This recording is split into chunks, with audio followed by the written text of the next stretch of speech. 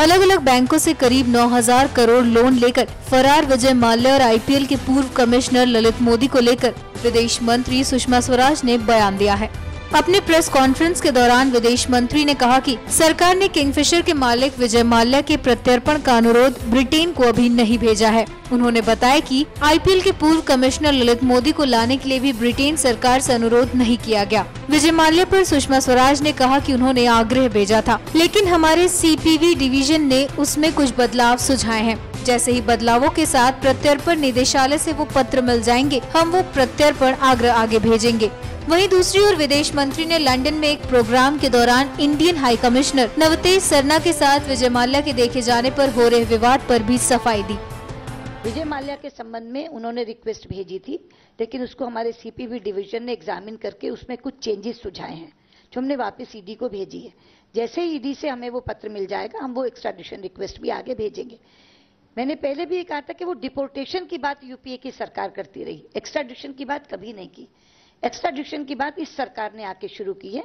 तो जैसे ही ईडी से एक्स्ट्राडिशन रिक्वेस्ट इन दोनों के बारे में मिल जाएंगी, हम आगे भेज देंगे।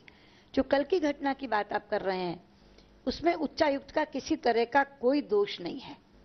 अब सुहेल सेठ अगर अपने आप किसी को इनवाइट करते हैं तो हाई कमिश्नर को उसकी खबर नहीं। दो तरह के निमंत्रण गए थे, एक लॉन्च ऑफ बुक के लिए और एक जो हाई कमिश्नर ने रिसेप्शन किया उसके लिए। पहले वाले निमंत्रण एलएससी की तरफ से गए थे। एलएससी ने बाकायदा हमको पत्र लिखकर कहा है कि हमने उन्हें इनवाइट नहीं भेजा। लेकिन यह भी सच है कि ये एक ओपन इनविटेशन भी था, क्योंकि 400 का हॉल उन्हें भरना था। उन्होंने कहा कि समर में स्टूडेंट्स चले जाते हैं, तो हमने इसको ओपन एक इनविटेशन ये भी कह दिया था कि जो भी आना चाहे वो आ जाए। और जो हाई कमिश्नर की तरफ से रिसेप्शन था, उसका इन्वाइट भी उन्हें नहीं गया।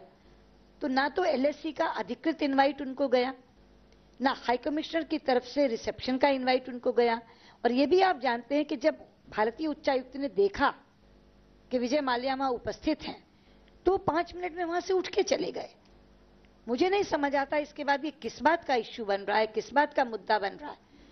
तो यदि हम इनवाइट की लिस्ट देखें और उच्चायुक्त का आचरण देखें, तो दोनों के बाद ये मुद्दा रह ही नहीं जाता।